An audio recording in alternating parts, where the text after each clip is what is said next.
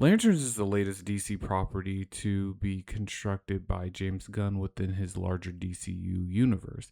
But does it take flight or does it crash and burn? Let's find out. DC's back, Hal Jordan's dead, and this is probably one of the better DC shows to come out in a while.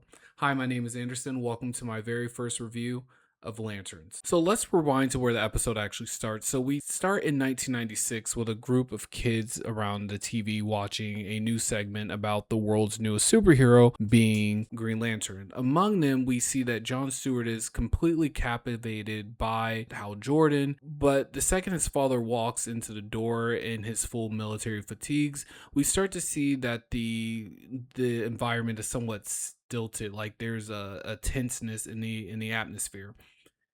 We get the impression that his dad doesn't want the kids watching TV while he's not there. So I feel like at this point it's a form of punishment that he takes John outside. So John's father places an apple on his head and he draws his firearm and he asks him if he's afraid. John said no. So then his father then shoots the apple from his head, and John didn't flinch, which is very interesting. But if you notice that there are multiple bullet holes, which shows that this has probably been going on for years. But what it ultimately shows is that John was raised to bury his fears so that way he doesn't have to fear anything moving forward. I feel like we're going to get more explanation in later episodes about why his dad treats him that way and why the upbringing was the way that it was, and I feel like it has something to do with the Green Lantern Corps as a whole. So from there we jump into 2016. We meet an adult John Stewart played by Aaron Peary, and he's much more clean cut and very militant, respectful, yes sir, no sir, yes ma'am, no ma'am, the way that he is in the comics. Paired with Hal Jordan, played by Kyle Chandler, and as established early in the episode back in 1996, Hal is still the Green Lantern of Earth for over a decade at this point, and John is his trainee and a backup in case anything ever happens to him. So there's a scene where they're driving and John is kind of hesitant to talk to Hal, so Hal is giving him another test by saying, okay, well, you need to save yourself from the situation, and jumps out the car and lets John grab the ring and figure out a construct to save himself. When we see John next, he's walking to where Hal is currently located, which is a restaurant, but before he does, he stopped,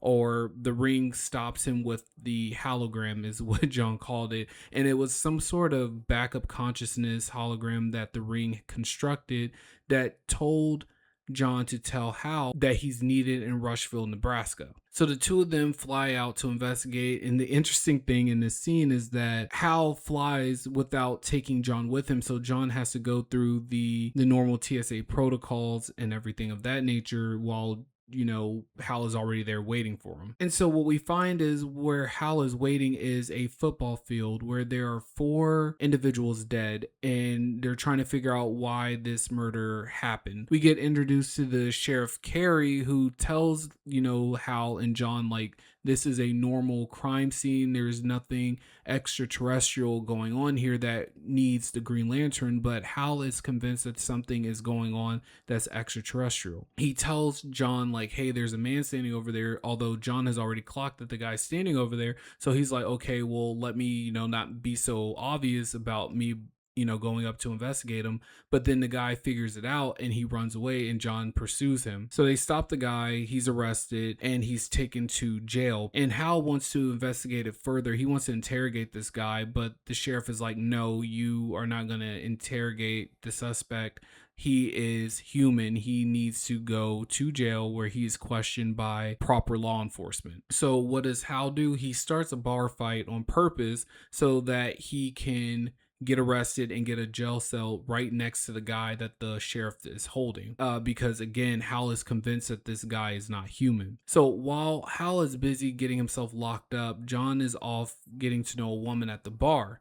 And the hookup ends up mattering a lot more than, because the next morning a local lawyer named Billy Macon bails Hal out and gets him released. Billy happens to be married to the sheriff, who is Sheriff Carey, and invites both Hal and John out to his father's ranch for dinner that night.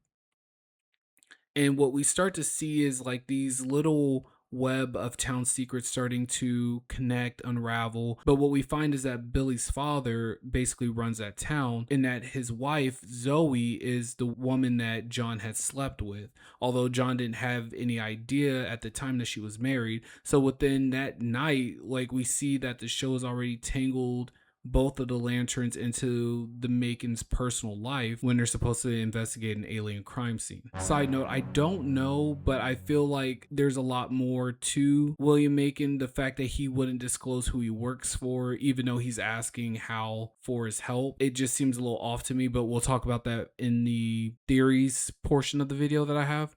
The next day rolls around and Hal finally gets to interrogate the suspect. This is where we start to notice that something's not right about the guy. So Hal interrogates him and questions him about football, but he's like, anyone that's an agent or some type of implant will know the local history of the area that they're in. So then he asks him a question about Harry Potter. The suspect doesn't even know any kind of Harry Potter films or any kind of Harry Potter pop culture references that Hal throws at him. So we get the impression that maybe something isn't right. But then the suspect says something interesting. He says, hypothetically speaking, you know why we're here. You know why we are invading this area. You know why. Like it, and it seems like he's kind of goading Hal, but then he also makes a very interesting point. He said, when was the last time you charged your ring? Meaning he knew about the ring. He knows about the functionalities of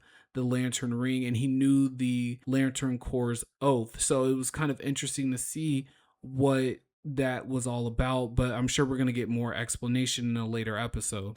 The suspect then tells Hal, like, I can self-destruct if I wanted to. Hal's kind of, I guess, kind of goading him into doing it, but he ends up doing it. But Hal protects himself barely by putting up a green energy bubble around himself in the jail cell. But then the question is, after that happened, it just confirms that Hal was correct, that there is an alien invasion happening in that town. But then the question is, what does that mean for the town, and why are they there? Why are they choosing that town?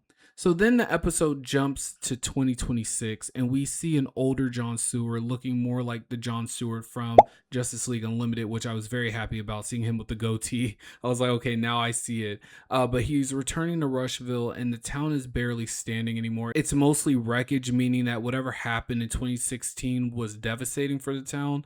He reunites with Sheriff Carey, who's still actively the sheriff after all this time. And as they're catching up, the camera slowly reveals that there's something sitting there frozen on the bleachers, and we see that it's Hal. Like, Hal is dead, to build up more of the mystery. I'm like, I commend them for that. But it also pushes a lot more questions, like, was he murdered and stripped of his ring, or did he lose the ring somehow and get caught completely defenseless? It's just questions after questions that I have that I'm going to explain in my theory section, but it's interesting to see that those questions are hanging there while Hal's body's frozen. And we also notice that John doesn't have a ring either. So I'm very interested to see what that all means. Okay, now it's the part of the video where we have some theory times, and I want to hear your theories down in the comments below. But I think that Hal's death is not what we think it is. I think that personally, it's a misdirect.